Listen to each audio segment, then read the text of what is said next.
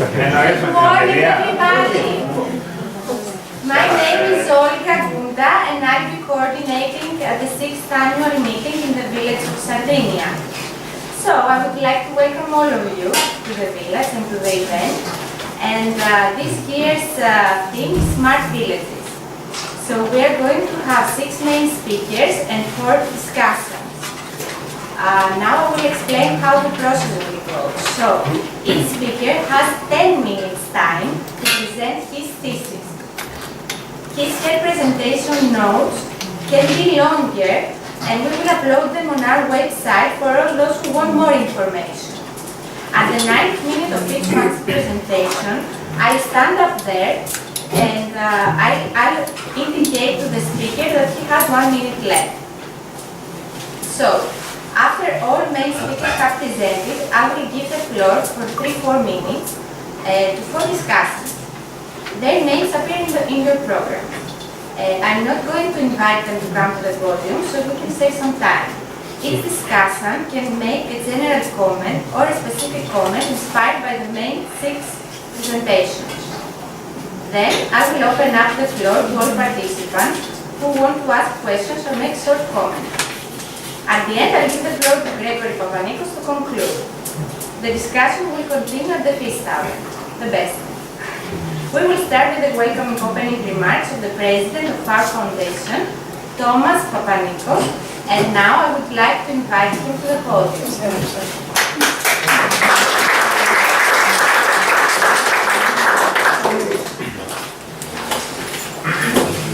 Good morning. As the president of our foundation, I would like to welcome all of you to our small village, Sardinia, for our 6th annual meeting. This is a small village which has not followed the same pace of the Greek economic growth, primarily because of the lack of tourism, which has been the engine of growth in so many other areas in Greece. It is always a pleasure for all of us at our foundation to welcome people from different parts of Greece and different countries. Our idea is very simple, and we want to use this place to discuss various issues which are of great concern to show other many places. This year's meeting is about the smart village, cultural, social, and economic opportunities in the post-digital era. We have 6 speakers to talk to us on different themes, but with common underlying factor, which is the smart. And this future is shaped first by exploiting the potential of new technologies, but at the same time by looking at what other localities around the world do to shape their own future. All ΙΤΑΘΑΠ-6η initiatives satisfy our mission, which is to give an opportunity to our few friends from different countries to visit and see our village. We would like to make our village known with the hope that this will help us to develop. ΙΤΑΘΑΠ's mission is to make this area known to as many people as possible by inviting them to visit the area of Akarnania. The annual meetings in the village of Sardinia serve this purpose. The area of Akarnania, and particularly its traditional villages like Sardinia, have not been affected by the booming of the Greek tourism of the last half century. The purpose of this meeting is not to promote societal development. On the contrary, the future of the area lies on doing what is done for the thousands of years, but benefit from the new technologies and international experiences, which promote productivity without undermining the natural beauty of the area. Unlike other areas of Greece, the area is rich in clean waters, fauna, and flora. It combines the natural beauty of forests, including oak forests, with the beauty of the Ambracian Gulf. I always close by reading an excerpt from the article of Rufus Richardson, which was published in 1901 in the American Geographical Society and was an inspiration for all of us. Since I took my first casting glimpse of Akarnania in 1894, that region has drawn me powerfully, and I have made 4 other visits there, more carefully and for a longer duration than the first. The peculiar charm which I felt at the first sight is called upon me with each first visit. It is a neglected corner of Greece. Not 1 in 500 of the strangers who visit Greece think of paying a passing visit. I wish you have a nice day and hope to see you in a future meeting, maybe possibly next year. Thank you very much.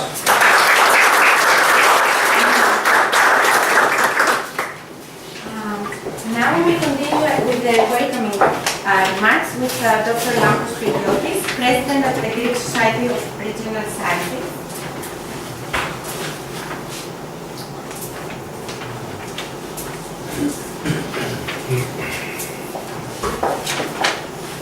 Mr. President of the Institute of Local Development, Thωμάς and Αφροδίτη, Papanikos, dear Thoma Grigoriou Papanikos, dear Grigori Thoma Papanikos.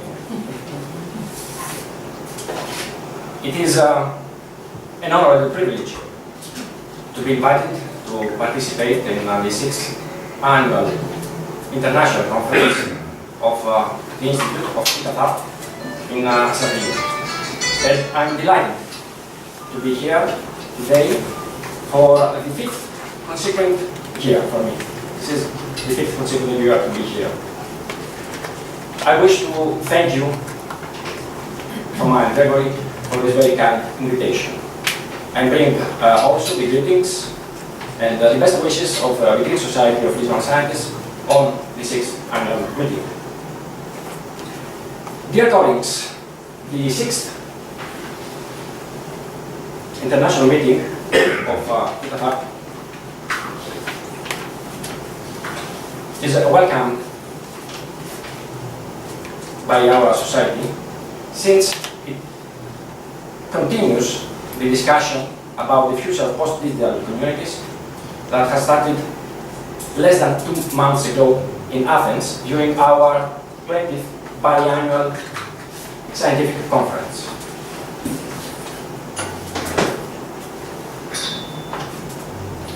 This is the cover of our conference 2 months ago. And what is illustrated here is that post-digital communities are wandering in a space which is topological, made of movements, rather than topical, specified places. In this topological space, there is no periphery. The center is everywhere. So, it can be said that we all together today, we are putting Sardinia in the center of the globe. This was the cover.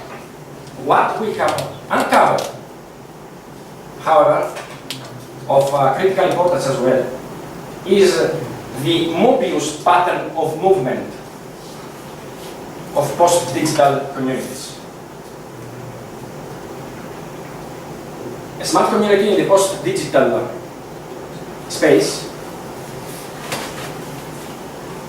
is localized outwardly and localized inwardly at once.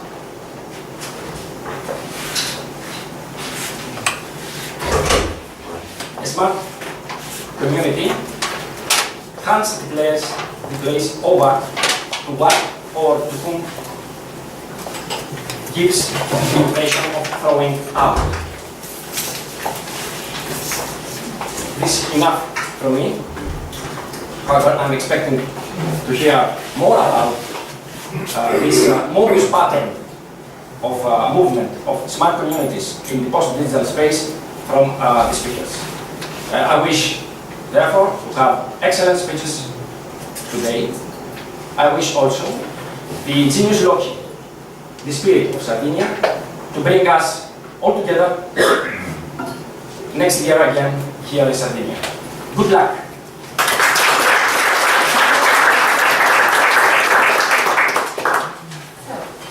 Now I would like to invite our first speaker, Dr. Senior Lecturer in Human Geography and Editor-in-Chief, GBER, at Edgehill University in Lancaster, UK. I'm a technical professor in some aspect. Most probably I didn't need to talk that important. The next one. So proud. Good morning, and with all the greetings from Europe and England. We are going through Brexit, so I'm not in the best mood, but I'm so happy to be in the European community with you guys.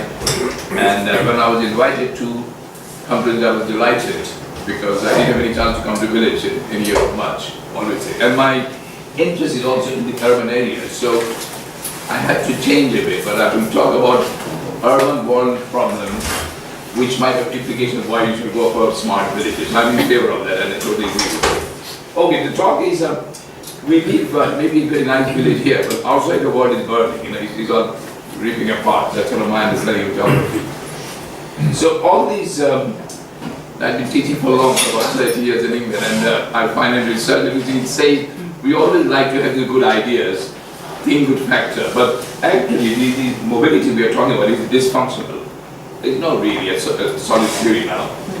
And the identity is a bit nonsensical because identity, you know, we are having a cappuccino now and changing it to beer. We don't have a fixed identity. And the cities are really ill situated now. So this is why your idea of village becomes important. Okay, let me try to go quick. Right, okay. I know I'm in an area where I should not talk about other places much, but just to remind you of Silk Route which existed in the 112 BC. I know there is one historian here, she will always make me correct that I'm doing wrong. But if you see what is coming from China to there are not many cities that time. It was like a small village community. So, and that was really from exchange of silk to porcelain, and this is what's going on for a long time before Europe was in existence. Now, of course, I'm not going to teach you like undergraduate students, but you all know what industrialization has done in European. And you can see that, I mean, Greece has come a bit late here, but it is all in the Europe, which is the industrialization, which has brought us to the cities. Otherwise, we would have probably still lived like a city before. So, and in the capitalist society we are living in. But it was also done at the cost of somewhere else. And you said you talk about putting village in here, but you have to put the world in perspective. So all the industrialization was at the cost of Africa, Asia and all that, because we are extracted, including bringing 10 million slaves from Africa as well, which actually passed through my place of Liverpool and then went to other places. Some of you come from America, you know what I'm talking about. So it might look nice here, but at the cost, we have to see that unequal trade which was going on between colonies. We talked quite late night with our friend Chris last night, that how the unequal trade was going on. Okay, because of time I go fast. So just to give you an example, because how we are not living like a clone city. This is Liverpool in the 1930s, and this is why my mother was born in Calcutta in India. And you can see the similarities. These are quite different society, European and Asian. Or Paris and Casablanca in Morocco. Basically, we are always imitating the West, or that was imposed on us. And just to give an example of that.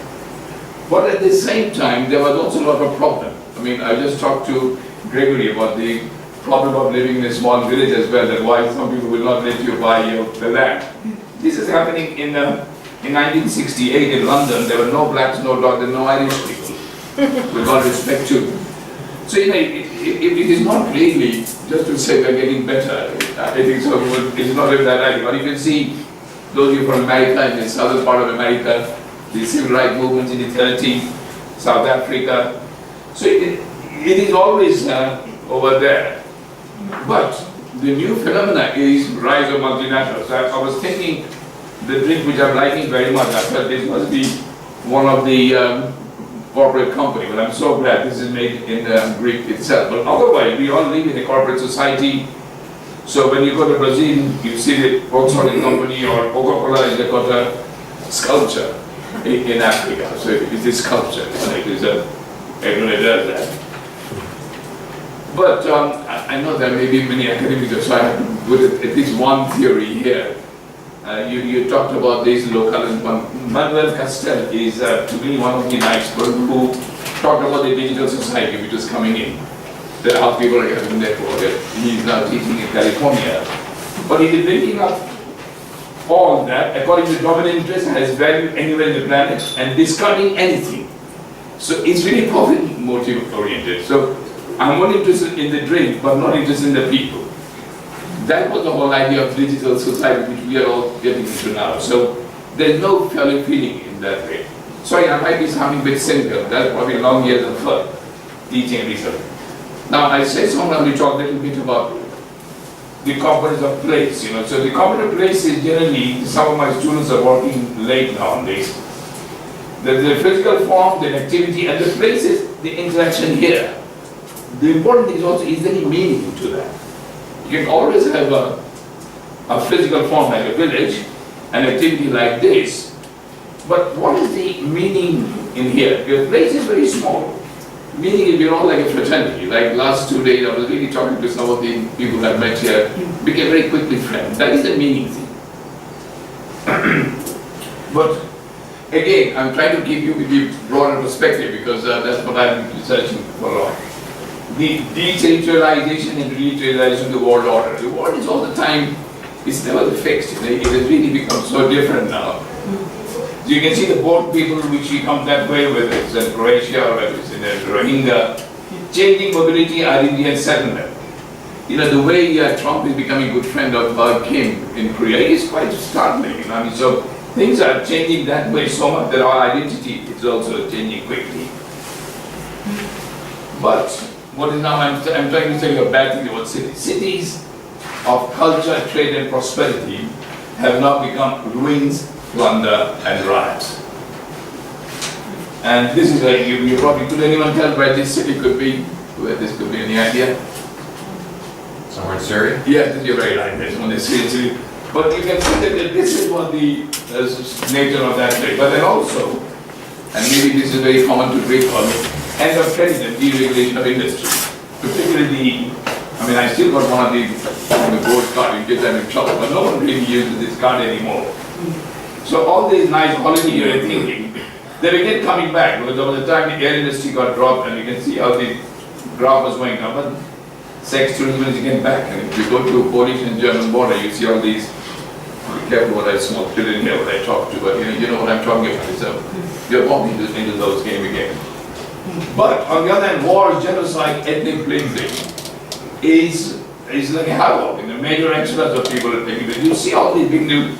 I mean, your fire was something disaster. It has nothing to do, but other things are really mainly man-made things that happen.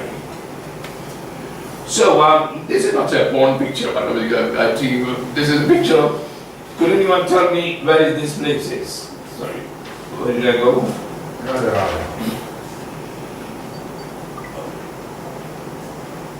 You're going back now. You're going backwards. Oh, sorry. I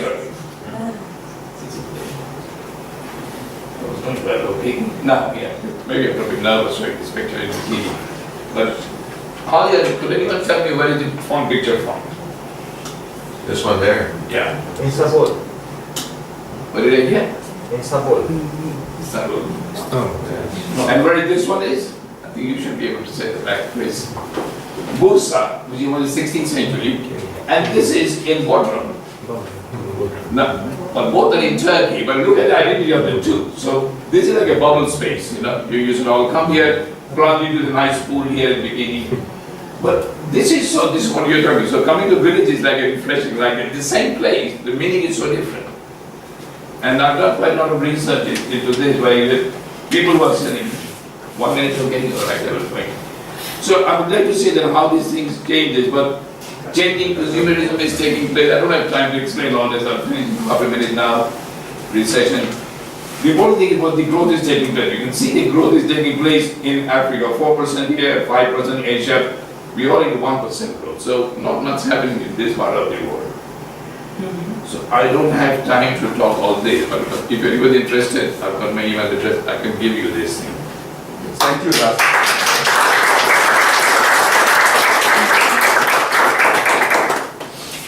Okay, let's go to our second presenter, Dr. Vasilios Panos from the University of Thessaly in Greece.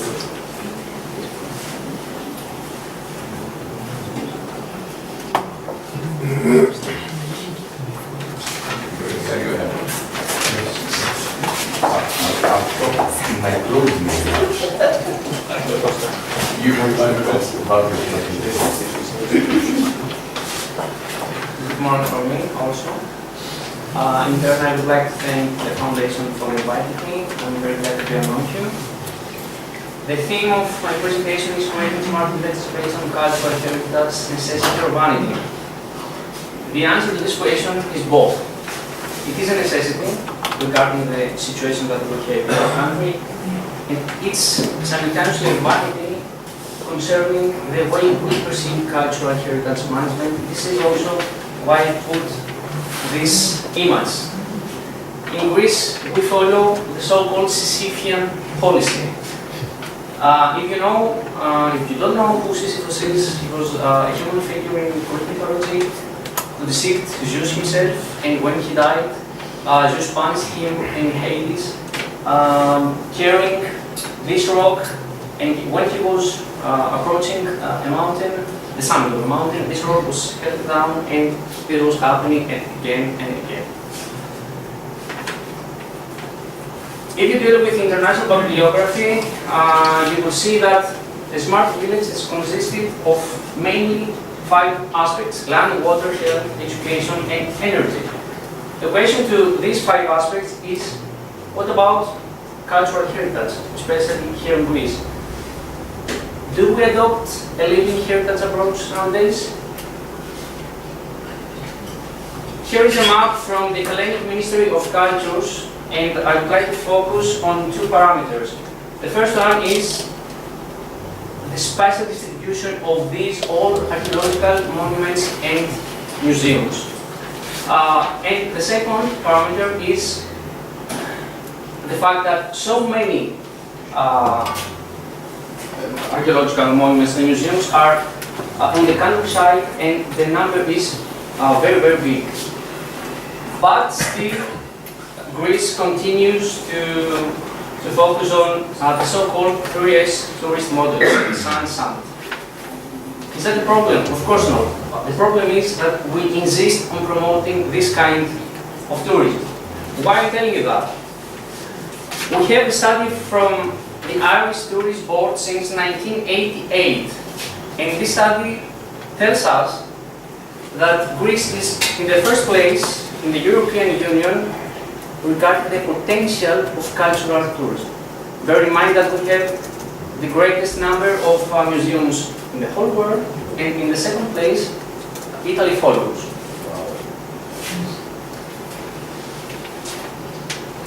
Regarding the 3S tourist model, just like I said before, it's a dead end, because not only we, Italy as well, France, Spain, and even the African countries like Morocco, Algeria, Libya, Egypt, and Tunisia are promoting, and Turkey of course, are promoting the same kind of tourism. What can we do now? Here I have a case study. Is there any possibility to know where this is? Okay, I think it's not so known. Okay, this is Acropolis. This is an Acropolis in here, in the modern town of Pharsalos, near Larissa. According to some, this is Pharsalos, okay? According to some sources, more specifically Euripides, this Acropolis is the palace of Peleus. You know who Peleus is? Do you know who Peleus is? Peleus is the father of Achilles. This is the palace of Achilles according to the sources we have. We have many indications that this is the palace, but unfortunately we have no archaeological proof. But what are the residents doing? The residents follow a specific process which is adopted mostly in the US by businesses. Consider 3 big circles. The first one, big circle, is calling what? What do we want to promote? A monument. The second one is how. How did we promote this monument? For example, using smart technology. The third circle, which is the most important, is why do we promote this monument? Why is this so important to be promoted? They have done some things, as you see, in order to promote this. This is, as you can see later, this is Thetis with his son, and this is when the statue of Achilles was presented. You see that it's crowded. They have done some things based on the study of Achilles. Races, we know that Achilles was very, very fast. Some schools here, music festivals in the Acropolis, because we know that even Muse Calliope was going down Mount Olympus to teach Achilles music, and so many activities are going to be held on this monument. Of course, the society or the core of some residents here in Pharsalos use smart technology. For example, they are going to use the augmented reality. This is an aspect of smart technology to depict the Acropolis just like it was many years ago. Or this is something that the European Union promotes, local guides based on local residents. And I have a proof about that because when I was distributing my questionnaires for my PhD survey at Pharsalos, many buses with Austrians, Germans, and French people were coming without booking any vacation, and the local residents were going with them, were explaining anything to them, and this is the policy that EU supports because they think that the local residents know more about their territories, especially territories which are not displayed. So, this is a reference to 6 A's of tourist destinations, attractions, accessibility, amenities, available packages, activities, and ancillary services. The point here is that Pharsalos, for example, has all but 2. Accessibility, here is a problem, but I think it can be solved with the airport of New Angelos, and this is very important because Pharsalos consider the other cities, Larissa and Volos, are in the center of Greece between the 2 big cities, Athens and Thessaloniki, and this is very important for us. And the other 2 is activities which the Pharsalians have given very, very importance. The question is, activities or smart technology? They have used both, but regarding the circle that I thought before, of course there is a bond between them, but they consider the activities, the why, more important than the aspect how. So I think that if you remember the distribution that I showed you in the first picture about the archaeological monuments in the countryside, this is the why I think Greece needs smart villages more than smart cities, and this is going to be easier because this map depicts mostly the people who come in Greece, and we have some people who are coming from us to so we can be based on them also for cultural tourism because they have great economic level, great educational level, and we're talking about, for example, from Italy, Germany, England, or even the US. So I personally insist on the fact that smart villages are more useful to us as Greece than smart cities. Thank you very much.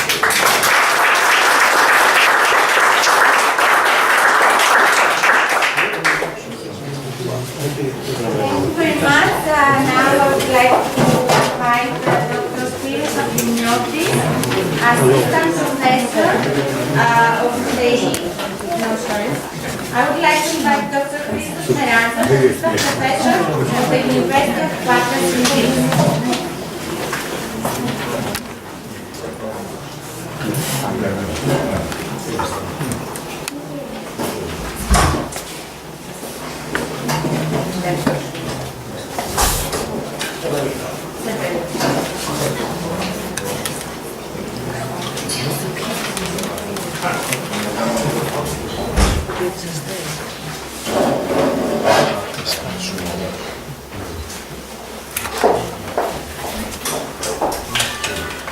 So, good morning everybody. I would like first to express my gratitude and of course my appreciation to you and your entire organizing committee for inviting me to this conference. I will be practical. I'm going to share with you 3 programs having a very practical notion concerning a peripheral museum. Okay. The Theodoros Papagiannis Museum of Contemporary Art was proud to participate in 2 European projects. Okay. And a national one funded by the John Latz's Public Benefit Foundation during the last 5 years.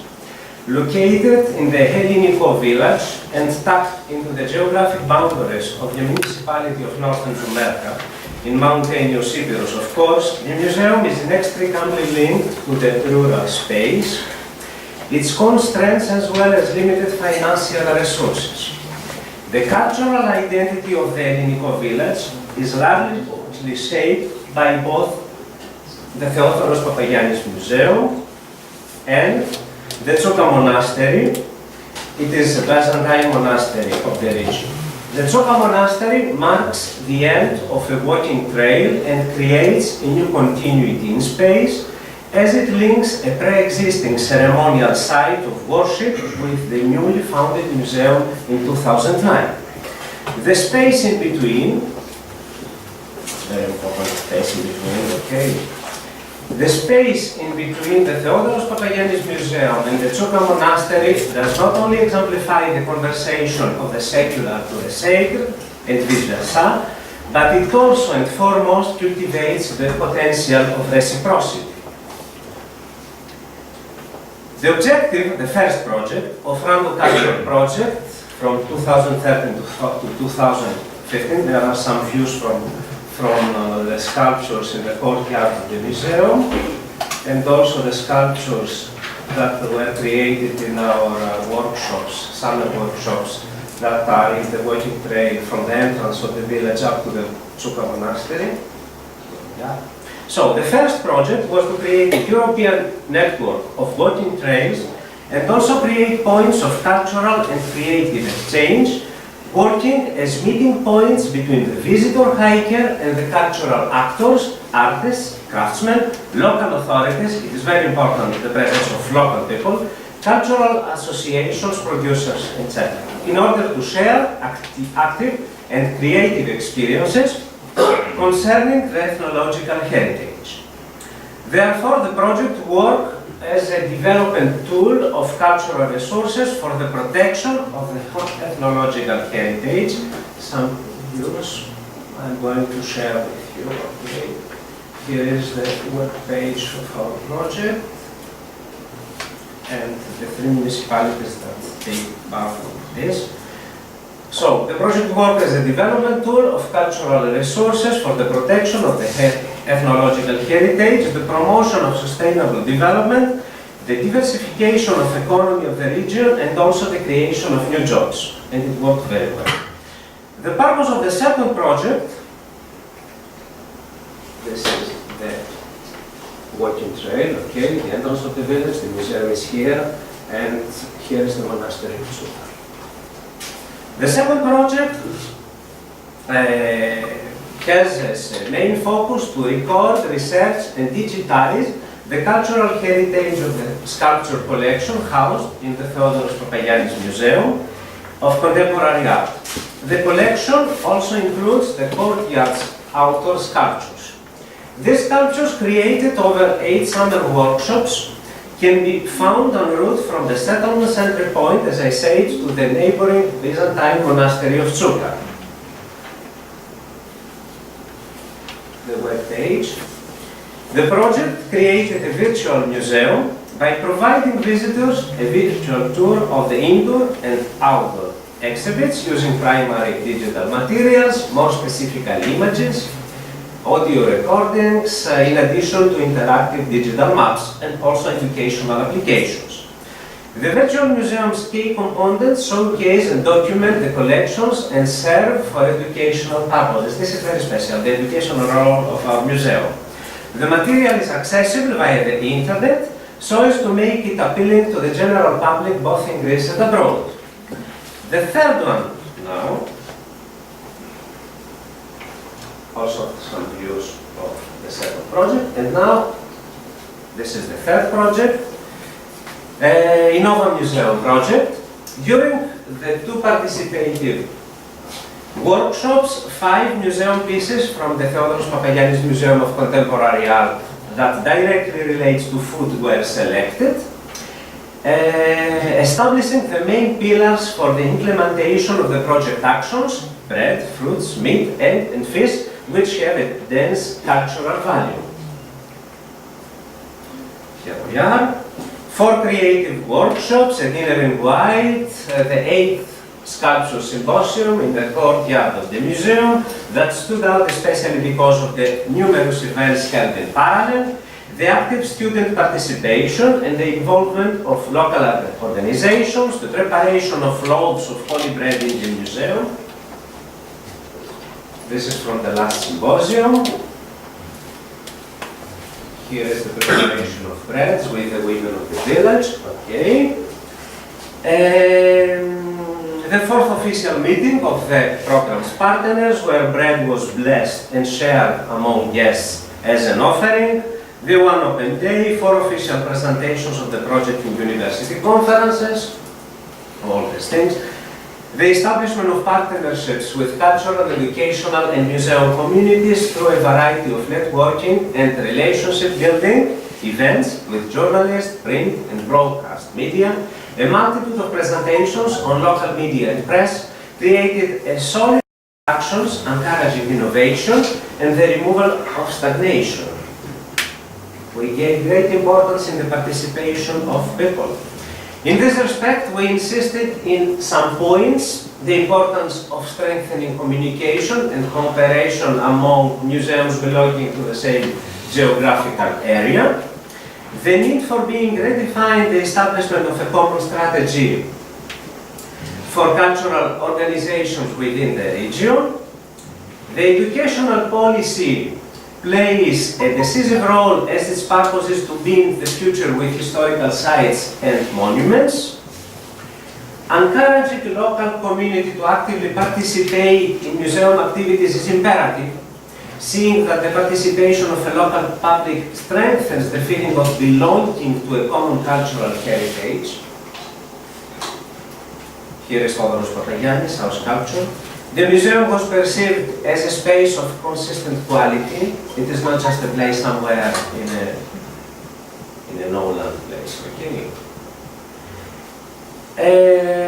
Overall, the museum had to innovate, interact, educate,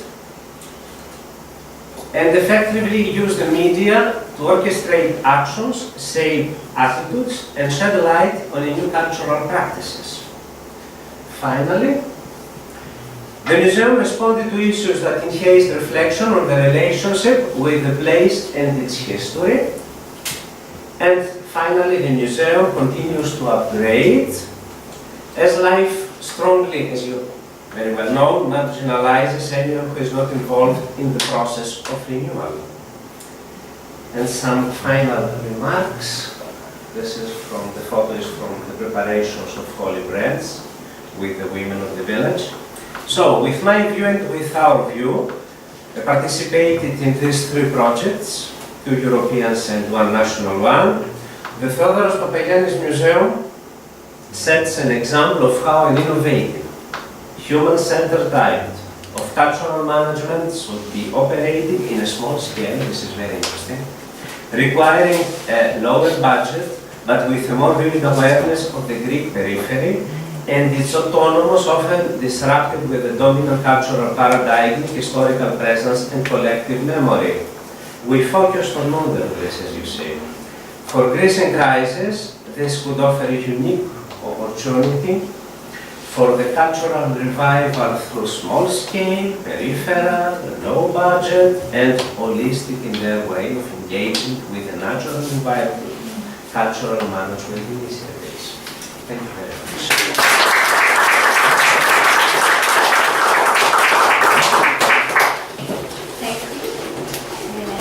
Now we are going to Dr. Shardinia, Assistant Professor of the Thessaloniki in Greece.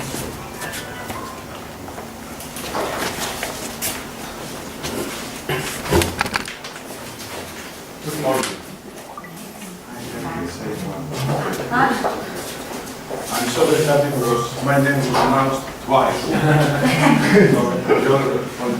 all know my name. My name is Spiros. I'm a spy, and I'm Ross, Spyro, Armenian.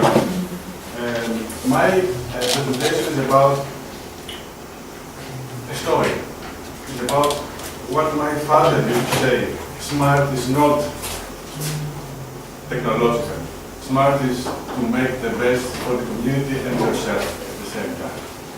So I'm going to focus on smart in my presentation, and I will start with a story that starts in March 2013 in Cyprus, where the banks of Cyprus and the key bank collapsed, and everything was destroyed.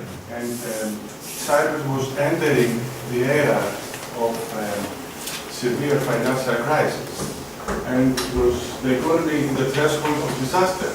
Everybody was taking money from the banks, and everybody was anxious about the future. So, two very high-ranked officers, executives of the Ministry of Finance, came to our university. I was working there then in the Technological University of Cyprus, in the lab of Heraclitus. So they came to us, they paid us a visit, and this is Leonidas Antoniou, and he said, under the situation, we have to make the best of the EU funds for the period 2014-2020. So we have to listen to your proposals. What should we do with the money that will come the next 7 years? And Antonis Theocharis, who was running the lab, said that if you want to receive money, now EU has changed the policy. It does not throw money everywhere, but you have to make a plan to make the best use for the money that will come. And so we have to develop a smart specialization strategy. And Leonidas Antoniou replied, what is smart specialization? And this is me. I answered, it is a non-natural intervention. In few words, you have to find the advantages in the destination, you have to find the advantages in the local economy and build upon them. So this is what smart is about, to find the best basis to build the economy again. So, we began to implement smart socialization. Cyprus under the microscope. And we take tourism as one of the main pillars of development. Why tourism? Because tourism, I gave a paradigm. If you pick tourism as an activity, then you will lift up almost the total economy of the local economy, meaning agri-food, primary sector, commerce, retail commerce, construction, transportation. This is tourism, so on and so forth. So tourism is a very basic tool, not mass tourism, tourism. So we've tried to reinvent tourism to enhance local development. But I don't have much time. I will be glad to do the discussion after my presentation. No, that know-how that I acquired from Cyprus, I wanted to bring it back to Greece and to Halkidiki, where my parents live. My parents live here in the Moa Island in Amouliani. It's a very nice place, quite close to Mount Athos, and Nea Rhoda. Well, this is the northeast Halkidiki. Okay. I thought that I was holding the truth and the knowledge, but I was deceived. I was holding nothing. Why? Because the stakeholders in Halkidiki told me we don't need a plan. We don't need another plan. We have to make money out of it. Can you help us make money? No more plans, please. So that was a challenge that I had to respond to. An actual plan that will actually work based on the theory of smart specialization that I acquired in Cyprus. So I've made a logo about it. Smart specialization strategy in tourism. The model scientist I have to build models, is smart socialized tourism. This model has two major innovations. The first one is that first we have to look at the local economy.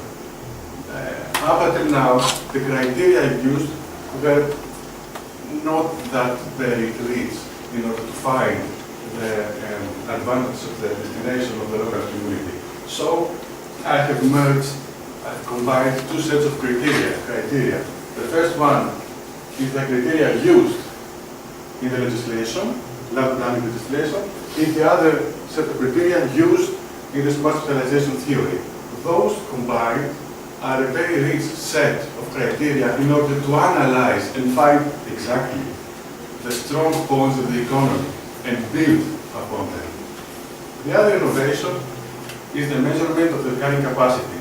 How many tourists can you get before you ruin the destination? So that carrying capacity measurement was based on indicators adjustment, sensors, and Internet of Things technology. But we will talk about it later, but I don't have that much time. Well, the model was based and implemented in 4 steps. First, we have to thoroughly analyze the destination, the local economy. Second, we have to make sure that everybody will participate. And the third one is to make an action plan and to monitor and evaluate the whole thing. That actually happened. To make a long story short, Northeast Halkidiki was divided into 5 zones. The first one was the zone of intensive tourism, right close to Mount Athos area, which is very intense now. The zone of mild tourism, where the ancient Stygia exists, where the birthplace and the tomb of Aristotle exist. The agricultural zone, the process zone, and the fishery zone, 5 zones. Because we acknowledge the whole economy and we spotted the strong points in it. So, the green area here is the agricultural zone. This is the zone of intense tourism development. We can go in there. Here the belt zones only for men, not for women. This is the area of Ancient Stygia, where Aristotle was born. And here, moreover, is the process area where the mining companies now exist. So, this is the area of Mount Athos, very beautiful place. This is the area of Ancient Stygia, where Aristotle was born. And this is the process zone. This is the agricultural zone. Halkidiki is very well known about the fish and the olives, and many other things. And the oysters, of course, in the fishery zone. So we have spotted the right places and the right tools. So the Bayless, my Bayless efforts pay or not? No, because the stakeholders still are wondering, we need to make money. Can you build something that we can make some money out of it?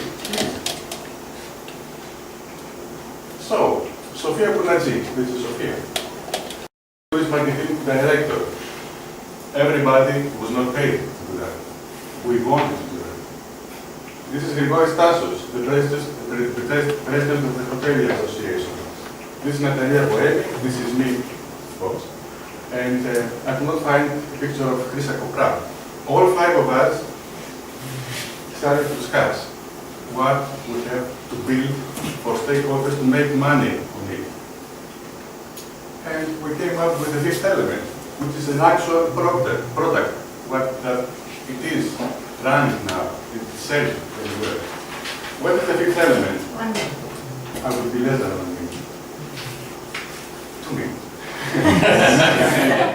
The 5th element is the product that runs now, and it is based on the figure of Aristotle. And we thought that, what's the main theory of the main well-known theory of Aristotle, and we came up with 5 elements of the world: earth, wind, water, fire, and air. On each element, we have placed a tourist activity for the tourists to know Aristotle and to know Northeast activity as well, and to exploit the land. So, on Earth, we put the walking paths where Aristotle used to teach in Athens. So, if you walk, if you feel the Earth, then you will get the sense of the Earth according to Aristotle. The wind, if you breathe the air of Chalkidiki in 20 unique viewpoints, then you will put a tick on it compared to the Earth. If you dive, you will feel the water. There is too much water in Chalkidiki. The question is, what's fire? What's fire? It's about fire? Fire, I came up with the idea, is the factor that produces flavors and taste on food.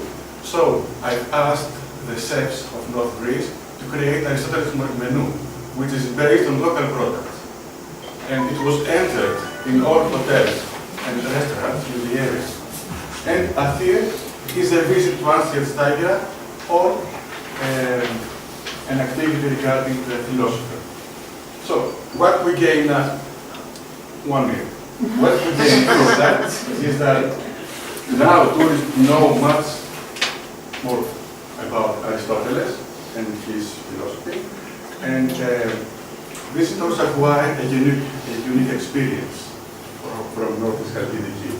So we have a destination which is not mass tourist, it's not depending on the price, but it's diversified and people spend more money in it. I have managed to calculate more or less what we gain the money out of it, and it seems that in full advancement of the fifth element, hotels may gain up to 4 million euros. So it's a lot of money. Now I'm going back to Cyprus to do that with Afrodite, and hopefully here in Sardinia and something else. Thank you for your time.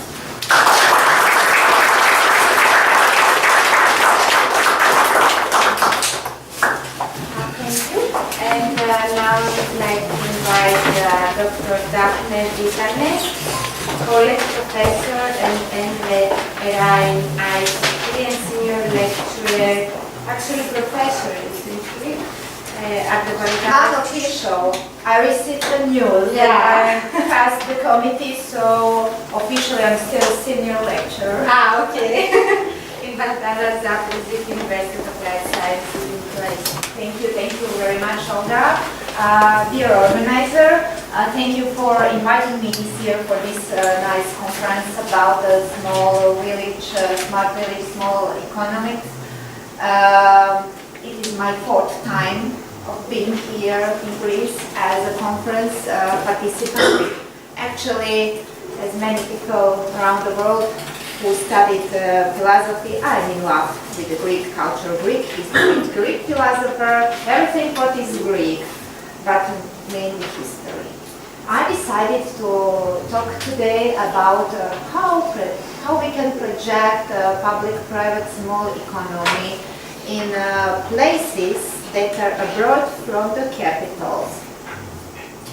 My context is a higher education because I'm involved as a business ethics professor with economy and with economics.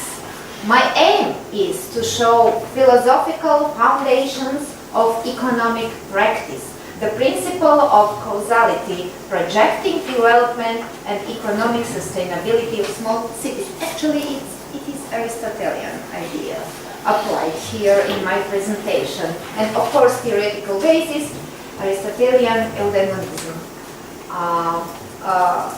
My contextual frame is about etymology of the city of Zaprešić, geographical and climatic characteristics, historical facts and legends, culture, politics, and economy, based on economic development and, of course, on project development. I defer this slide. Other side. Okay. I don't know. Oh, yes, other side. I defer these two things because according to Croatian law for higher education, projecting development and projects are classified within interdisciplinary field, not within economics. So,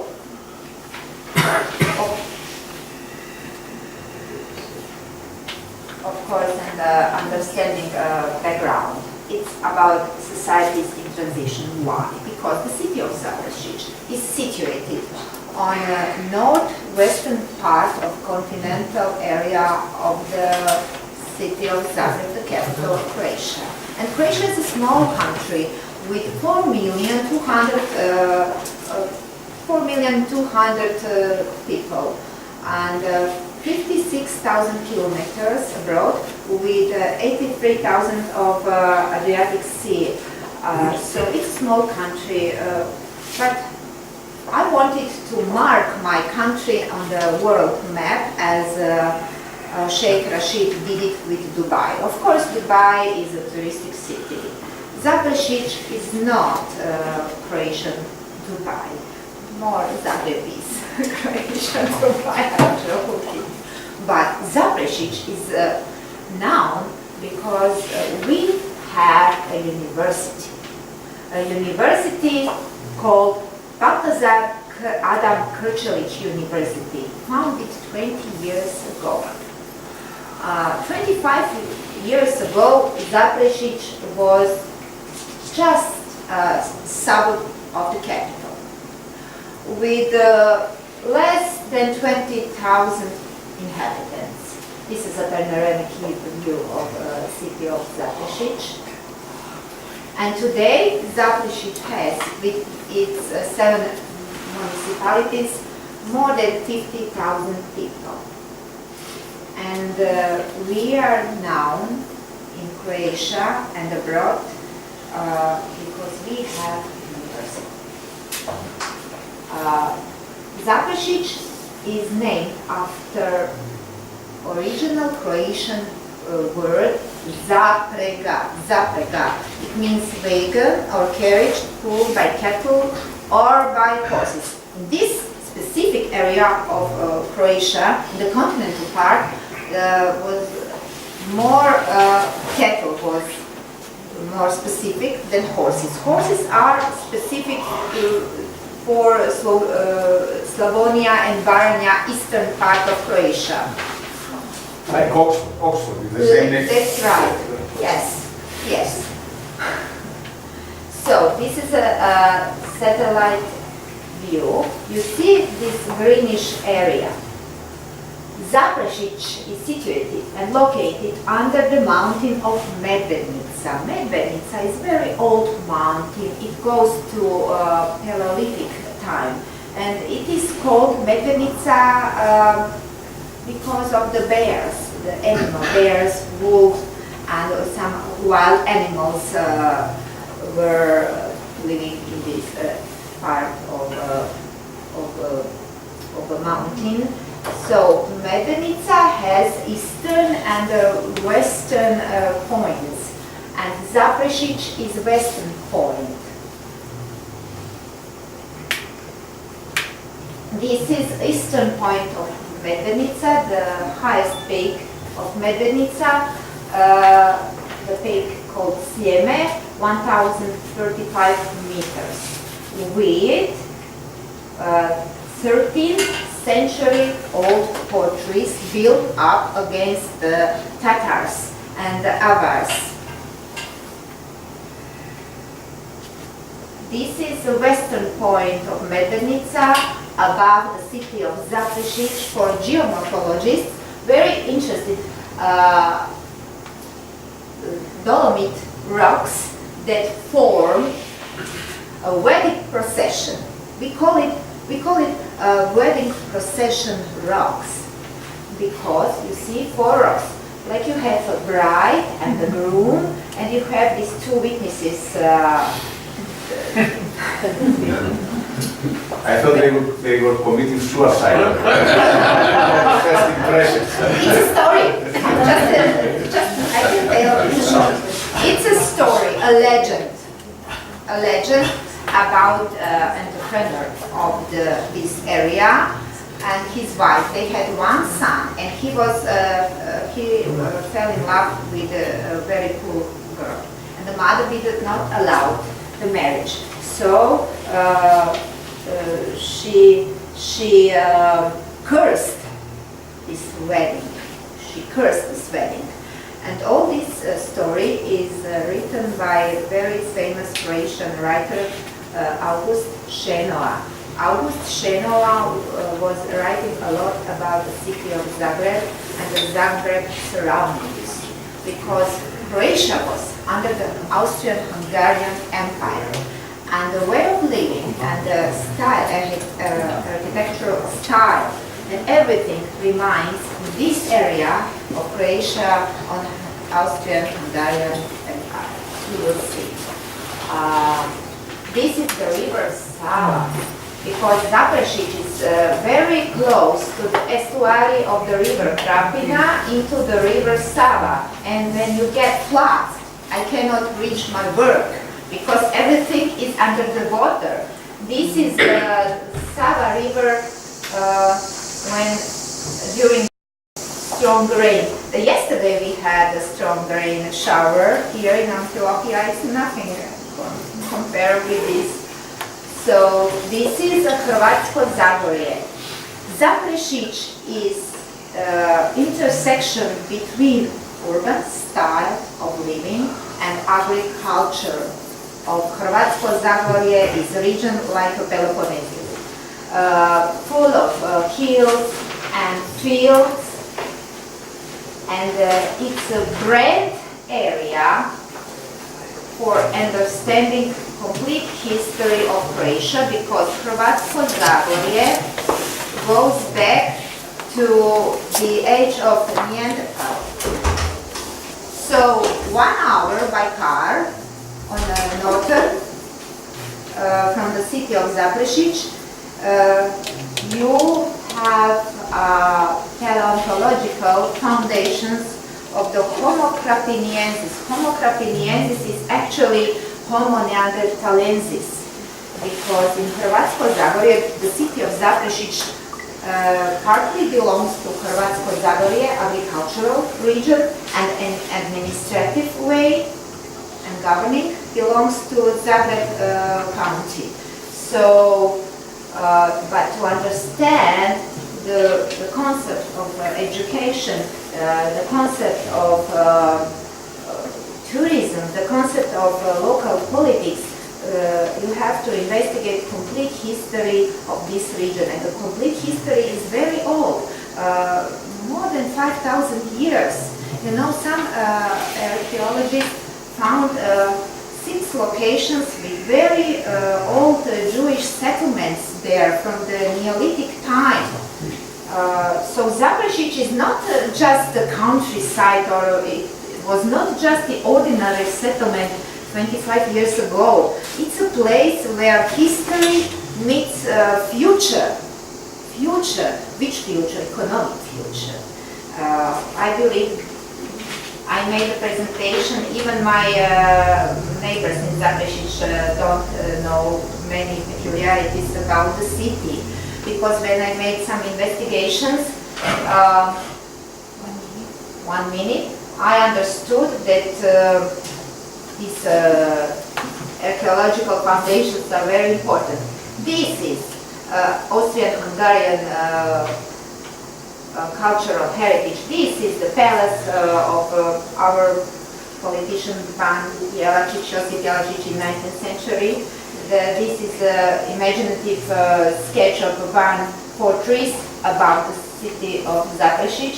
This is a local national hero, not like Achilles, but more historical person, more like Leonidas, not against, not at the Thermopyles, but rebellion of the peasants marked history of this area. This is this politician. This is how patriots burned Austrian-Hungarian flag. Still rebels, like the Greeks. And the special dialect in Zagreb, which is now like a Caribbean dialect, because we say what? Kaj. Što? Ča in Istria. In Zagreb and the surroundings, we say kaj, like what? And this is about my university. The university is named after the theologian, Jesuit theologian, historian, and lawyer, Adam Krčelić. This is our project, Shopping City Westgate, before and after. This is an emblem of the city. You see nice gold, yellow gold, sunny gold with the royal blue. And this is my something about economic development, as I mentioned before, so I will not repeat myself.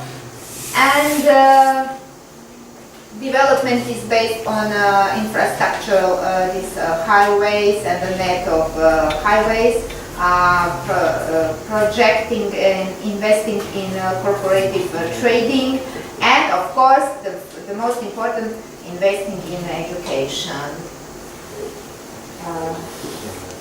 At the end, this is University of mine. Thank you. I hope you understood something about this small city. Became very popular just thanks to knowledge, to education.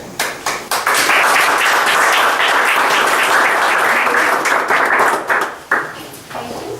Now we're going to our final presenter, Dr. George Zachariadis, Associate Professor at the Memorial University of Newfoundland and Canada.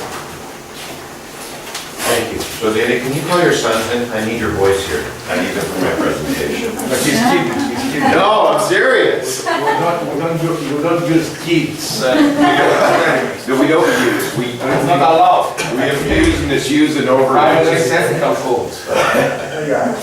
Oh, thank you, Costa. Boys, I need you here. Guys, we need you there. Yeah. Or at least sit down there. I need you in the audience. Yeah. Actually, why don't you give my presentation? Sometimes you present, yes. Yes. All right. Well, thank you, everyone. And I want you to look at our host here and say that I'm standing in the way between lunch and you right now. So, anyways, the title of my talk: Smart Healthcare Transformation for Small Communities. So let's see if I can make this go ahead, forward. Down is ahead? Yeah. Okay, there you go. So this is my technology anchor points. So can everyone, this is the, let me make sure I got the point, yeah. So okay, so these are my three kids. And I'm going to be talking about them, and you're going to be wondering, what am I talking about, healthcare transformation, and why am I bringing my kids up here? Why am I referring to them as the technology anchor points? So by the end of my talk, this is what I expect all of you to be doing, just to be looking like them right now. So Sophia was born in January 2005. Boys, this is what I need you to help me with. Do you guys recognize any of these things?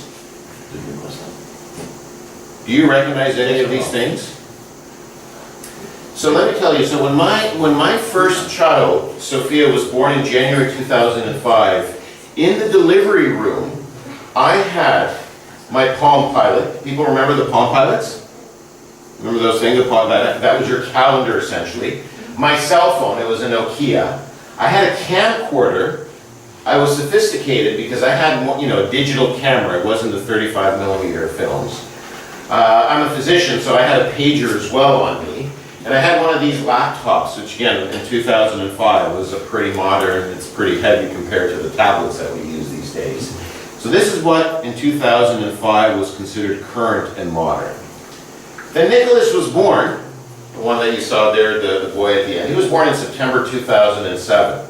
And at that point I was carrying a BlackBerry in the delivery room, and that actually was also the camera. So it was sort of a smartphone, it was a calendar, it was email. It sort of replaced 3 out of the 5 or 6 devices on the previous slide. I still had my pager, and I had the camcorder.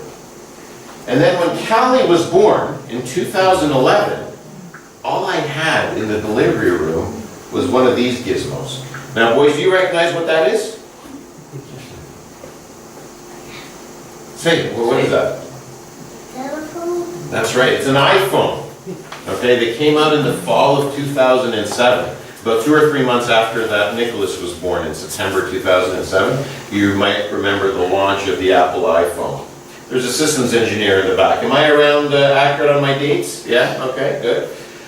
So, traditional perceptions of healthcare. You see big cities, you know, we've been talking about big cities, small villages, science called hospitals. These hospitals have central laboratories. So you got a whole bunch of people working in these labs, looking under microscopes, and operating these very, very big pieces of equipment.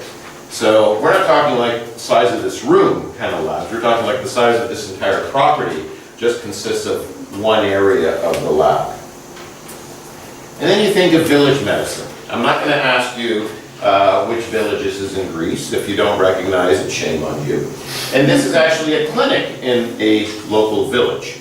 I'm not sure if it's Greece. I just downloaded it from the internet. I just Googled village medicine. So you mean that there is a clinic? What's that? There is a clinic, that's, you know. That looks like this in some village, yes. It's progress because some of them don't even have a clinic. That's right, that's right. It tends to be the doctor's house or something like this, or the pharmacist. If there is a doctor in that village. That's right, okay.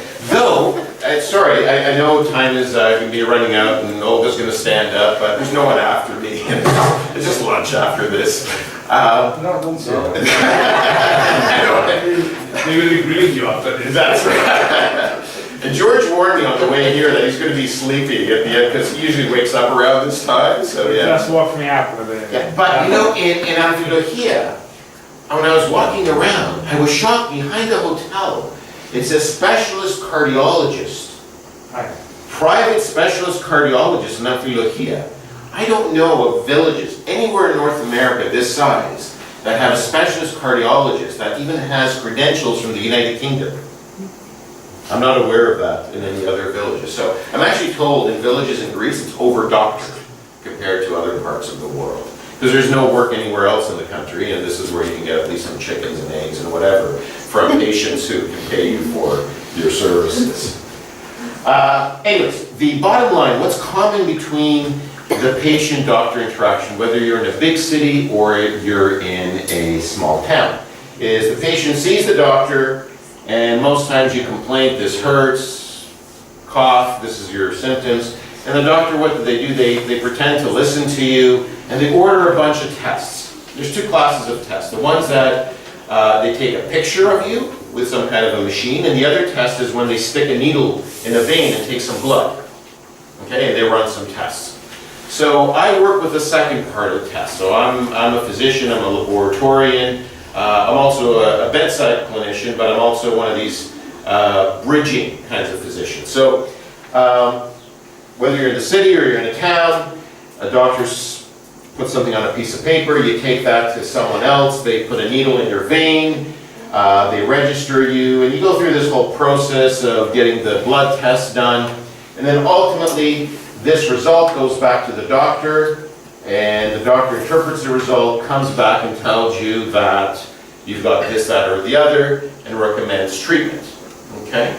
Now, if you're from a small town, like Sardinia or Afrodite or whatever, generally, and at least I can say in Lefkada, the family I'm renting the house from, they have an 80-year-old grandmother that they have to bring from a community, a small town, into Lefkada to see a doctor, and the doctor says, I can't figure this out, and then they send that individual to court, okay, for further testing. So that's a typical, usual kind of scenario where older individuals with health problems have to move around the country to get more and more specific care. And this is a conflict in our healthcare system, because what's happening is we've got inpatients and they cost a lot of money, and we're trying to bring the care to the home. But the problem is, can the home be a place where care can be provided by physicians if you don't have all the technology, all the tools, essentially your radiology or your laboratory testing? Because you can guess what the patient has based on their symptoms and their signs, but no patient is going to believe a doctor in 2018 without at least some tests, radiological or laboratory. So going back to the basics of healthcare, this slide has too much information on it. Essentially, what is healthcare? It's improving our lives and extending our lives. And people like Gregory here say, you got to do it cheaply. Okay, healthcare is costing too much. So there's a changing practice environment for physicians like myself who are on the cusp between academic, community, and urban centers. And we're told all the time, okay, what this slide is essentially saying is, do more with less. Improve the quality of care, improve the patient care experience, customer satisfaction, and do it for less money. How do we do that? Okay, especially when you've got more older people, more chronic diseases, more workforce shortages, especially in small communities, okay? And on it goes in terms of, and you want equitable outcomes. Why should someone who's 80 years old living in Afrodite or Sardinia have any less quality of care than an 80-year-old who lives in Athens or in a suburb of Athens? That's not equity. So there's all this, we talk about healthcare reforms in the Western world. Commitment to patient care, improvement to access to care, better patient experience. If anyone hasn't read the book yet, you know, Doctor, the patient is ready for you. It sort of flips the notion. It's not the patient waits for the doctor, but the doctor is actually waiting for the patient. That's going to be the new healthcare reforms of the future. I know, hard to believe in this day and age. So how do we do this? How do we provide better care, more value, so better quality for less money, and superior customer service? And this is where I'm going to be talking about, this is the point of this talk here, is point of care testing.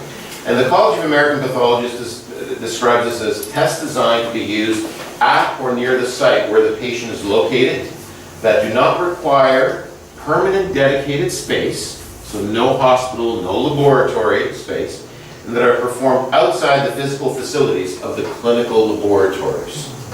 So imagine that person who sticks that needle in your vein and takes blood. Okay, that blood doesn't have to go all the way to a different center to get testing. It could be right there done in front of you, perhaps.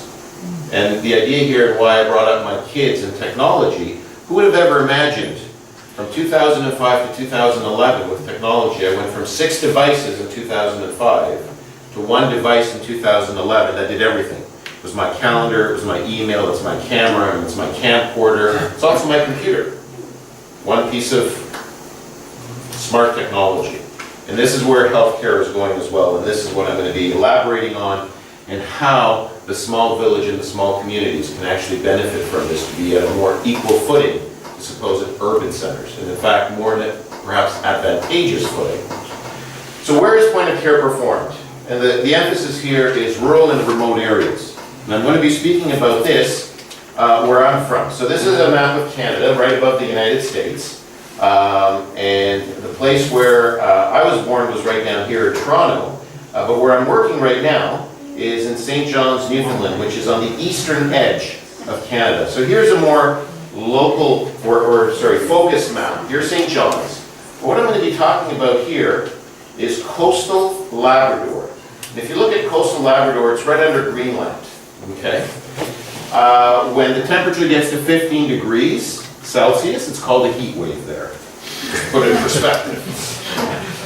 All right, so I want to bring one of those communities, I'm going to go back for a second. One of those communities right up here is called Nain Labrador. It's a First Nations Nunatsiavut community related to the Inuit that all of us are aware of in these northern circumpolar parts of Canada.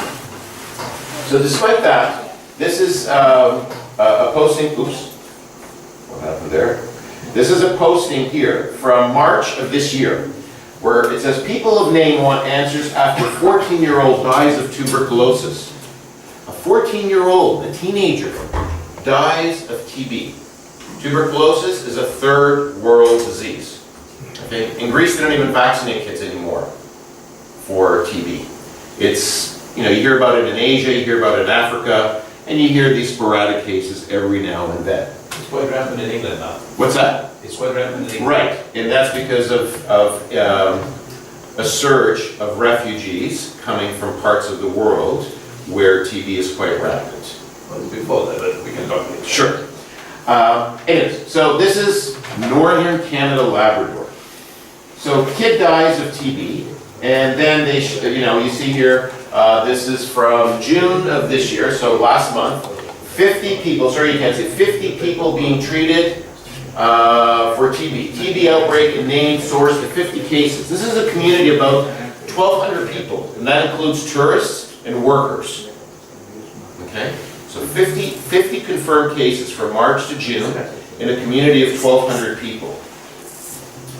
And then this is actually from last week in July, where it says Canada's indifference to tuberculosis have put Inuit at great risk. So here's a first world country, one of the wealthiest countries in the world, with a community of 1,500 people of its Aboriginal First Nations, with a third world disease with teenagers dying. In fact, so there was this 14-year-old who died, and then later a 14-month-old died of cerebral tuberculosis. So TB that went from the lungs to the brain. Same community. I got one more minute. Okay. So I'll take two. Greek 1 minute. So this is a picture of an Inuit child in 1946. And what was happening, you might have heard of residential schools in North America, especially in Canada. So they were Europeans who would take children who had illnesses back in the 20s, 30s, 40s, 50s, 60s, out of their communities, in northern Inuit communities, to white man's land, okay, for treatment. And these kids would not come back. They would die, or they would be in residential schools where they would be abused. So there is a reluctance in these communities for people to leave. Okay, parents, grandparents say, you're not taking our children anymore. White man did that in the past, and look what happened. Our children died, they suffered, they were abused. So kids have tuberculosis. It's a third world disease. It's a risk group 3 pathogen. So you need to do traditional tuberculosis tests. And this is what my lab does, okay? So we do microscopy, we do culture, we do resistance testing. But to do that kind of work, this is me here. You have to dress up because you're dealing in a level 3 laboratory. And if you don't believe this is me, and this is what I do for a living in my central reference lab, this is me posing in the same lab. This is my modeling career here. It's my part-time job. Anyways, this is, on a serious note, a very serious disease that's occurring. And the core specimen, to make a diagnosis, to be sure, because if you're going to treat someone for 9 to 12 months for a disease that has a lot of side effects, you got to be really, really sure. You can't guess that someone who's got cough and a bit of weight loss does not have TB. Because the commitment to treatment is dangerous, and it's long-term. And also, it spreads to other people. So that's not a fried egg, that's actually sputum. So we got a lot of problems collecting sputums from those communities. And the point in this thing here is, if you look at these various communities, the amount of sputums that we throw away because of poor quality, the average in the province in 2016 was 15%, it jumped to 26% in 2017. So a quarter of what we got in 2017 was garbage. If you're going to do a lab test, you got to have good quality specimens, otherwise you can't interpret it. It was as high as 73%. 3/4 from these small communities, okay, were garbage specimens. How can you make an accurate diagnosis? How can you provide? You can't bring the patient to the community because the community won't let you take the patients. You can't bring the specimen reliably there. So what are the options? The options is technology. Why don't we take the lab to the community? We don't have to take the patient away. But you can't put me in my reference 3-level lab with that big suit that you saw me wearing, do the test in a community that doesn't even have a clinic. As you were mentioning, a lot of these communities don't even have doctor's offices. But what we're doing now, and this is what point of care testing has done, and where we're going from big central labs to a lab in a box, the technology is we can essentially have a little microwave where someone coughs up that sputum, and within 2 hours of taking that sputum, we can let the patient know, or the clinician know, that the patient has TB, and whether the patient has resistance to the drugs for TB. So all you put in is in these little reagent packs, You put it in this microwave machine, and then 2 hours later. And that's there's a lot of advantages to these lab-in-a-box systems. They're quick, but they're not cheap, okay? And they need a reliable power supply, which in some parts of the world, a reliable power supply is an issue. We have issues with temperature issues, and this is a disadvantage here, and this is my second last slide. Cost and a very stable electricity supply is required. And the point I'm making with this is where we are in 2018 right now, license tests. So we brought this microwave up to the community. We're doing it, but we've got problems with it. So we went to the company and we said, this is what we're doing. These are the problems we're facing. And they came along and present this now, the Gene Expert Omni. And this is why I brought this box when you were wondering. So this system, it's a box like this that can take sputum. You just spit on a cartridge. You close the cartridge. You put it in one of these boxes. And it says here that it's small, very little power supply, and it has a lithium-ion battery. So if the power goes down, the test keeps going on. It doesn't disrupt it. And it doesn't have the temperature restrictions. So this is coming. The Gene Expert Omni is not yet licensed. I'm hoping perhaps next year I can tell you about our experience. But a little box like this, okay, provides the same, if not better, quality of diagnostic test results than my entire level 3 lab, which is bigger than this entire property, which I have 40 staff working in, and that were dressed in those spacesuits. So the same quality, if not better quality, can be provided by this. I asked my 6-year-old, okay, but about 6 months older than these two guys right here, to go tell me what that is. And it was a phone booth, except she didn't know it was a phone booth because she's never seen a phone booth before because they got rid of them in Canada essentially. So she thought this was a piece of something to hold on to do her gymnastics, to show off. So change is coming, okay? And current healthcare infrastructure is still at the stage where to access it is analogous to going into the neighboring village to make a phone call from the phone booth. Even though there's a smartphone that can be purchased at the local market. You can go pick up a phone right now just about anywhere. Even at the pharmacies I see it now.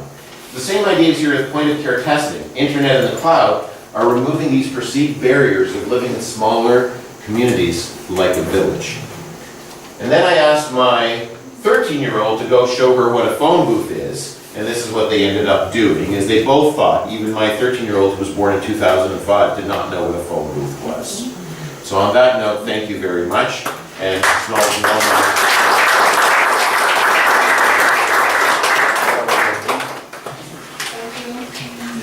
So now I would like to ask. So now let's go to the 4 discussions. I would like to ask Dr. Sophia to say a few words.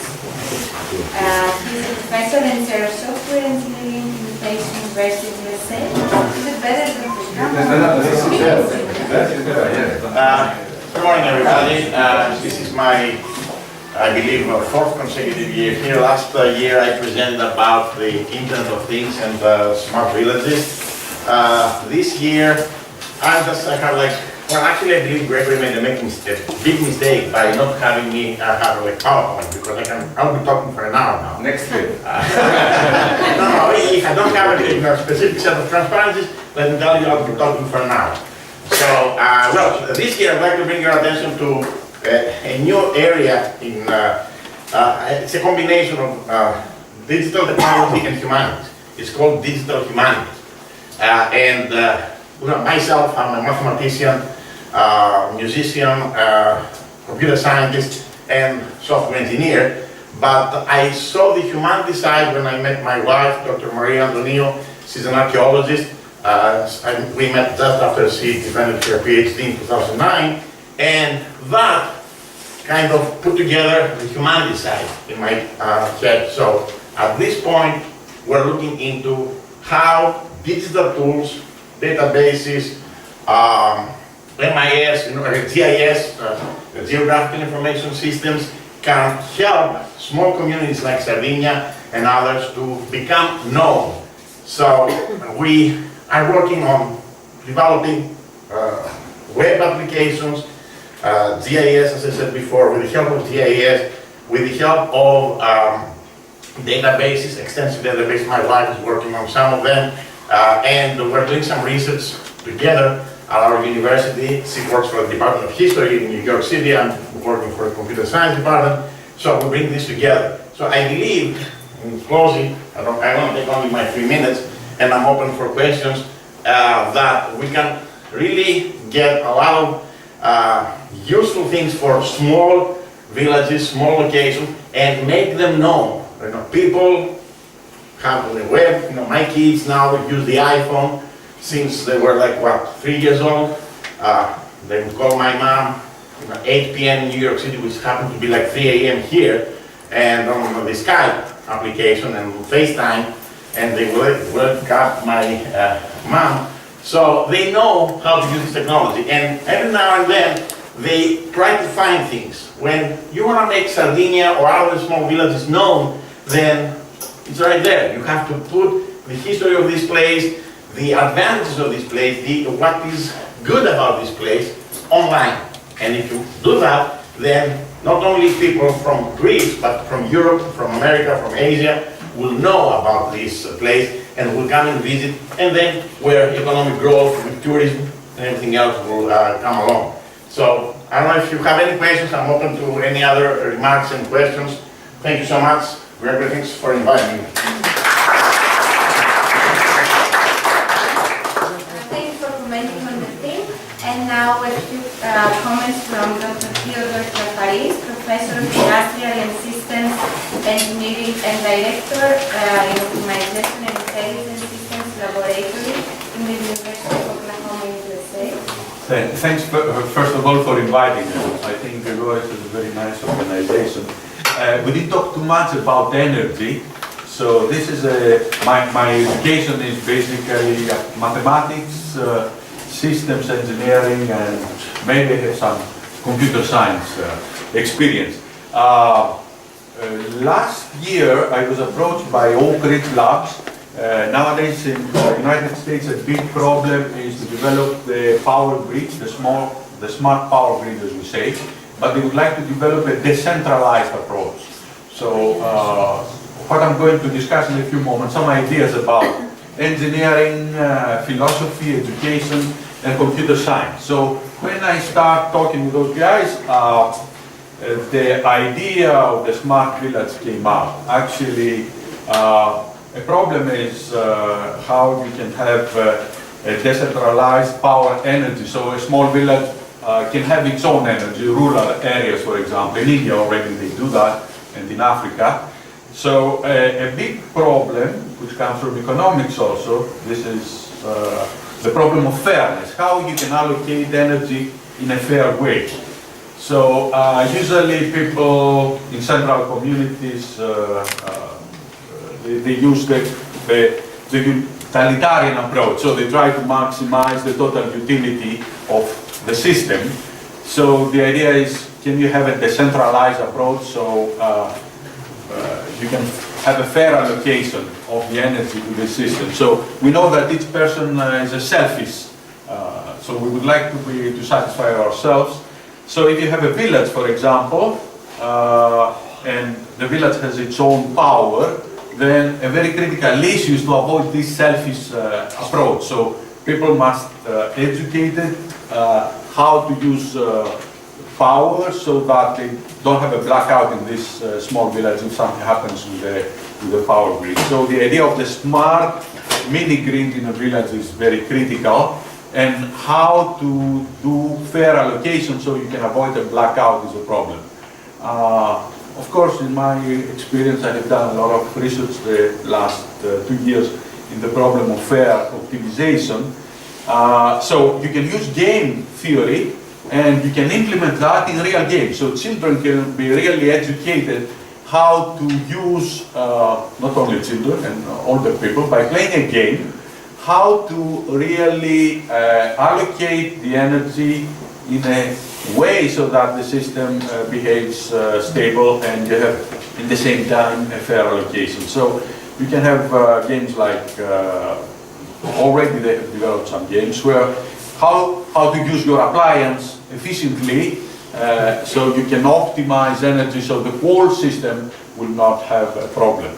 So that would be the education part. So I think the first step, if you have a smart village in terms of energy, would be to really train the people, and maybe games, that's why I say computer science is critical here, games that small children play nowadays can really be very useful to do that. So if you have any ideas, I can talk forever here, but I just brought those ideas. Thank you for your intervention.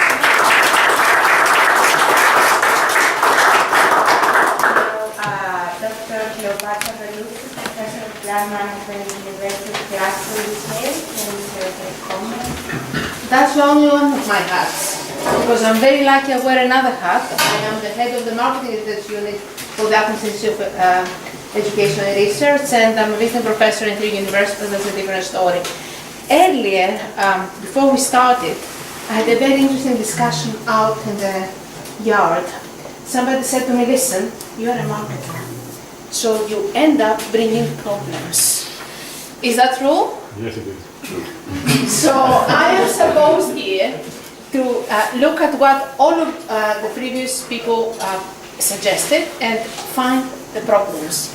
So having all this in my shoulders, I will try to bring together what I saw and how this can be filtered through my own lens, which is as a marketer, right? So don't take it personally, I'm just trying to reflect on what I saw earlier today. What I saw earlier today was that the majority of the people who presented were discussing about what places do. We do that, we do the next, we do the third. But they didn't think why this is done and for whom. I found the last presentation quite refreshing because it started by saying, this is the problem for these people who live there. And this is what we are trying to solve. The rest of us mostly said, listen, that's what we are doing. This is the museum, this is the activity, this is the walk. But for whom? Have we considered at all who is going to visit this place? Who wants this service? What is the segment, the group of the people who can actually utilize this, and in what benefit do we get? What is quality for them? What is quality of an experience? And why are we focusing only on visitors, tourists, and primarily, in most of the cases, foreign tourists? What about inhabitants? Bringing more people living in. Why don't we think of developing places, small places with unique selling propositions that we bring people in? I have seen a case in Crete that they tried to develop a village with artists. They gave benefits and incentives to artists from all over Greece to go there and develop something unique. Now, if every single place in Greece does the same, this unique selling proposition is going to be gone away. And I will refer to my partner who doesn't like to be referred to. We were driving yesterday in Lefkas, and in the mountain we saw somebody selling honey and olives and olive oil. And he said, oh, that's an interesting idea. And then in 1.5 kilometers, we saw something 30 of them. So he's very nice, he's a salesman. Very nice argument was, if one gets some sort of success using one strategy, all the rest are going for a me-too product. And they're trying just to steal the success. Where are we different? How are we going to attract investors, people who want to spend money and develop the area? How we're going to attract new inhabitants, people wanting to go and move and live there, how we're going to attract different kinds of tourists. It's far more complex than thinking, all right, it's this ex-ancient hero that we're going to work around this hero. Who is interested in this heritage? Why did we come to experience Aphrodite? What is going to give them? And how many of them will be attracted in the place because of that? We need to be far more sophisticated. Why we should go for a museum? Who is interested? And that was it. Thank you very much.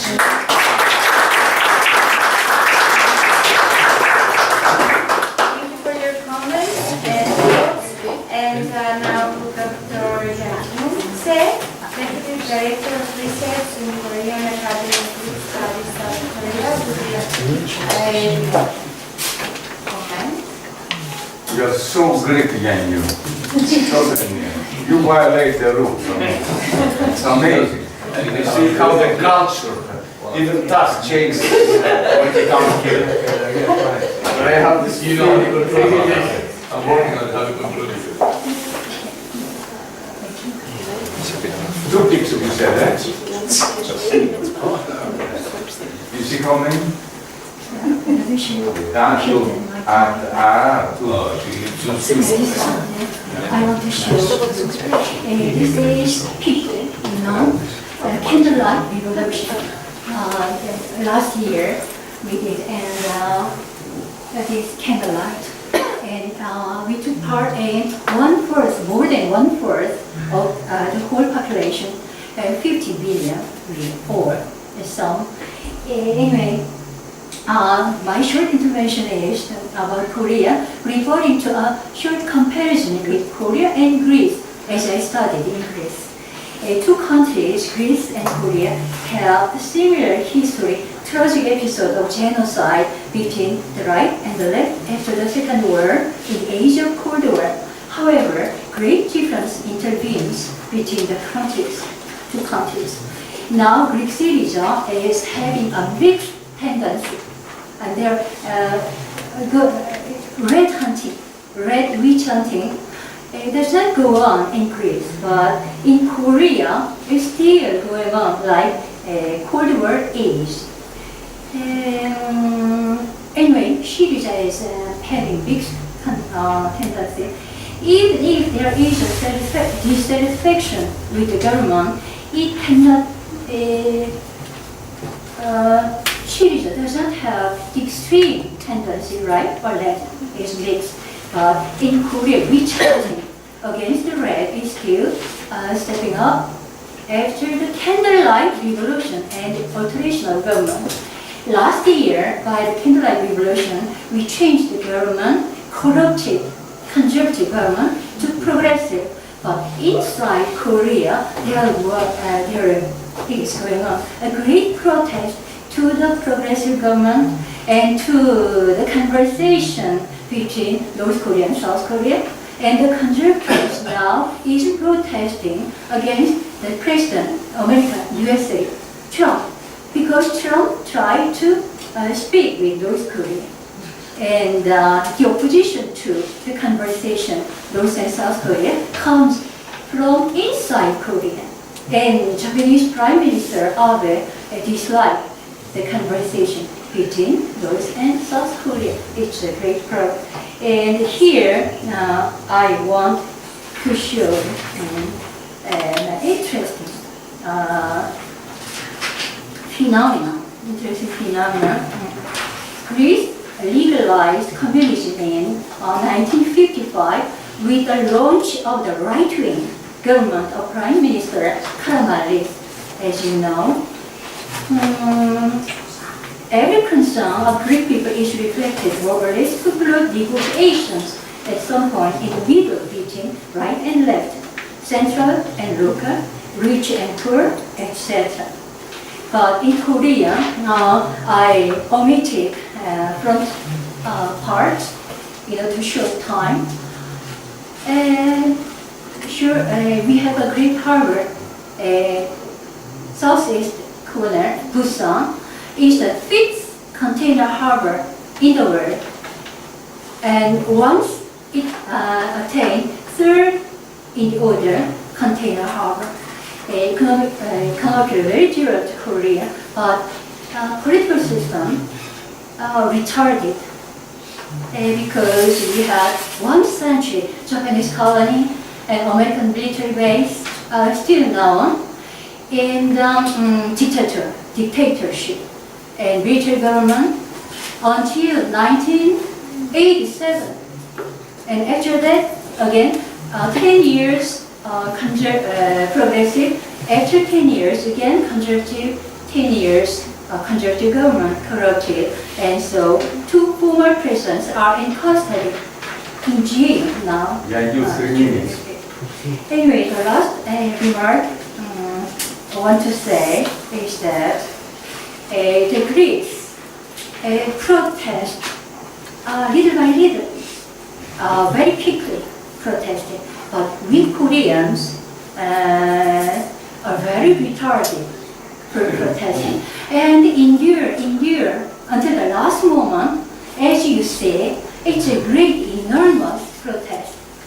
So when every woman we endure and allows the people suffer, and very retarded people, Korean, and very quick and very smart Greek. I want to tell you. Okay. Difference. Thank you.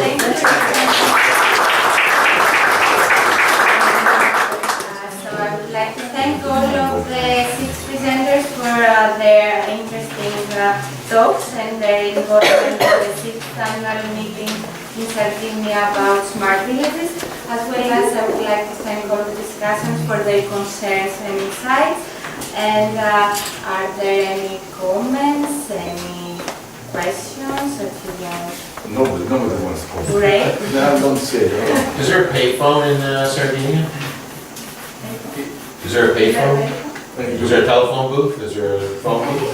Τηλεφωνικός θάλαμος.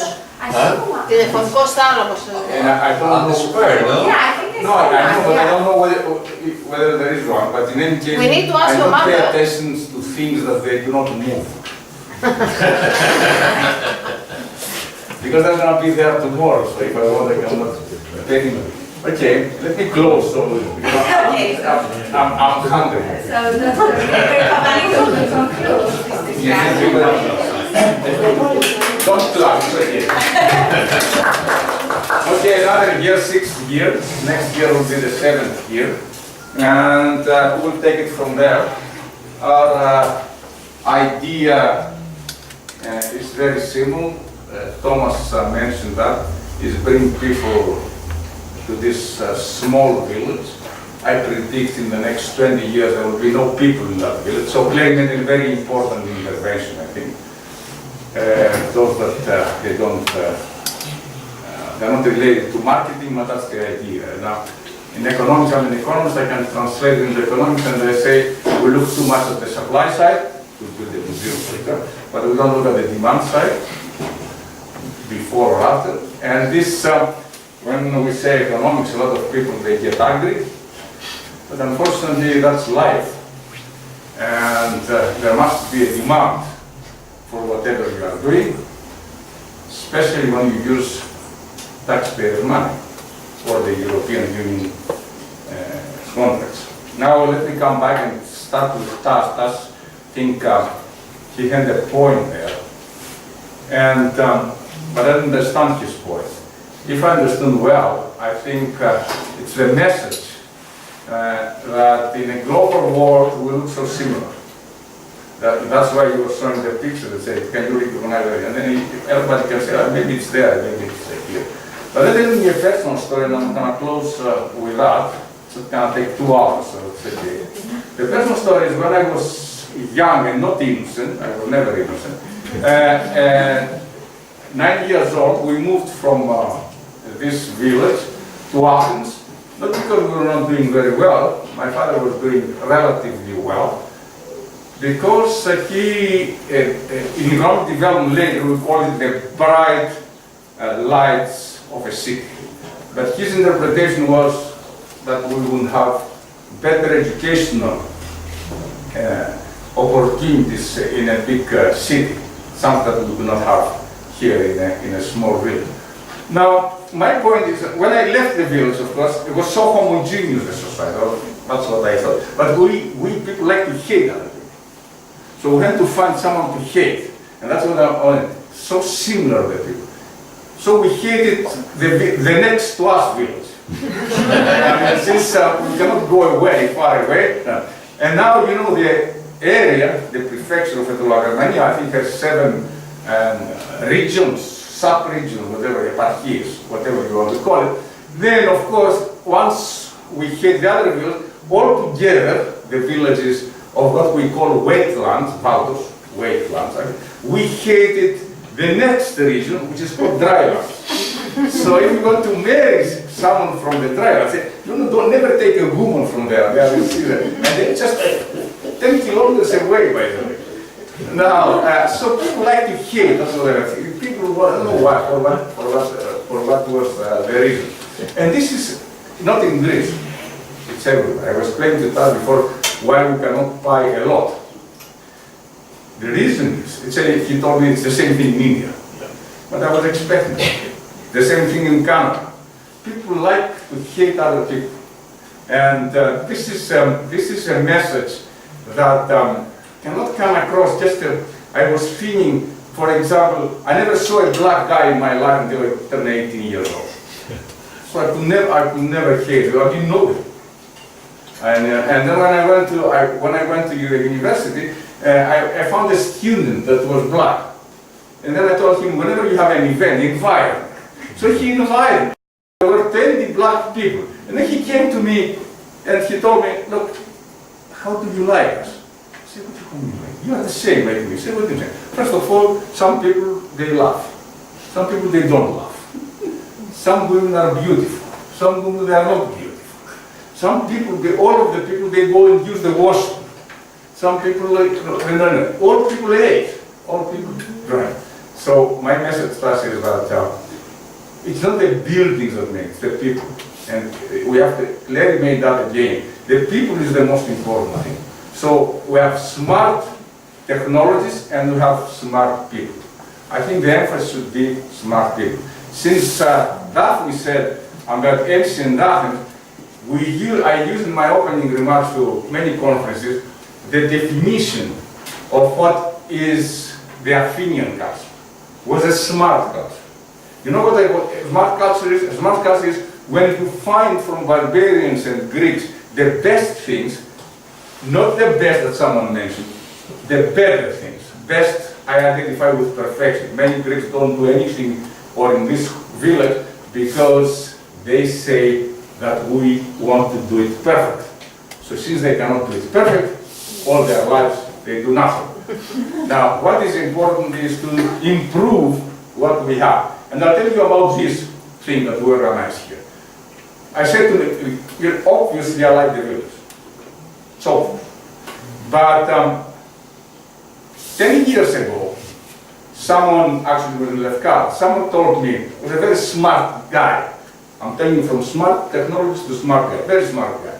And he told me, you know, Gregor, you should do something. You know, we have to build this, we have to do this, we have to supply things. And I said, look, you know something? Take my phone and call 10 people like you to come here now and discuss the issue. He went like that. And then he realized that we don't have 10 people like me here in the sense of being smart people. And that's the problem of the area. Someone mentioned, for example, about bringing people here, clarity, and bringing people here. This is the most important thing. The village is dead in 30 years. The smart technologies, they're not going to help the village to propagate the kind. That's unless, George, we found a thing that kids can sprung out like, you know, in ancient time. You throw stones and you have people. That would be very easy. Now women, they don't want to spend 9 months with their children. So we have to find another smart technology, so they don't lose, whatever benefits they have with their body. No, my grandfather had 13 children, 1-3. Here you don't find this year, not last year, in my village here, we didn't have a newborn. But we had the last week, I think last month, 3 deaths. So can you imagine, do you have to be a demographer to see what's going to happen to this village? I have many things to say, but we're going to continue that when I'm drunk, but I'm not going to do it when I'm driving. Can I just make one short interruption? What's wrong being unsmart? Because many of the time when we are doing high technology, we say bring some technology back to it. We're already smart, one is becoming unsmart. Let's see what is smart according to my definition. I don't want to debate. Smart is for your own means to pick, it's an ancient Athenian definition, to pick, eclectic is another word, to pick without any prejudice what fits you, what you want to do, what fits you. But smart, you are not smart people, you're not smart person. When you say that I don't, that's why I said, I don't like what you are saying because you are Indian. And even worse, you are British. So right away, I don't want to continue without a description, but I'll stop there. But when I'm saying I fight, that's why I start with the hate. So when someone says an idea, don't say I don't like it because Gregor said. That's so many. And here, for example, in this village, when you say, I have the ideas. I mean, the difficult part is to implement it. Okay, about smart things and smart, look, every 6 months, I go to, what is Germanos? I go to very serious. See, I have this phone, which is so old. And I want to ask you whether I should buy an iPad. But let me tell you why I use it.